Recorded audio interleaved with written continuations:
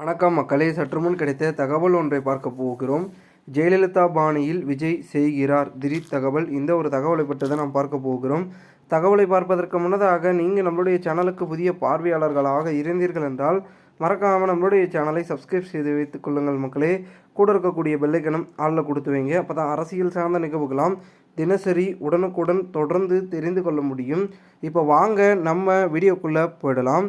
தற்பொழுது தமிழகத்தில் நடந்து கொண்டிருக்கக்கூடிய தாவேக ஆட்சியில் அடுத்தடுத்த ஒரு புதியகரமான விஷயங்கள் நடந்து கொண்டே இருக்கிறது என்றே சொல்லலாம். அந்த வகையில் தற்பொழுது ஜெயலலிதா இருந்திருந்தால் என்ன செய்வாரோ அதனைத்தான் இன்று சிஎம் விஜய் செய்திருக்கிறார் என அமைச்சர் சிடிஆர் நிர்மல்குமார் தெரிவித்துள்ளார். அதாவது சென்னையில் பேசிய அவர் தான் ஆட்சியில் இருக்கும்போதே ஜெயலலிதா குறித்து கொச்சையாக பேசிய உதயநிதி மீது இபிஎஸ் எந்த நடவடிக்கையும் எடுக்கவில்லை என்றார். பெண்களுக்கு எதிராக இன்று யார் பேசினாலும் அவர்கள் மீது இந்த அரசு சட்டபூர்வமான நடவடிக்கையை எடுக்கும் எனவும் கூறினார். இது பெருமிதத்தில் விஜய் அவர்களுடைய செய்த செயல். பெண்களை பற்றி பேசிய உதயநிதி ஆபாசமாக பேசியதன் காரணமாக அவருக்கு கைது நடவடிக்கை செய்யப்பட்டது.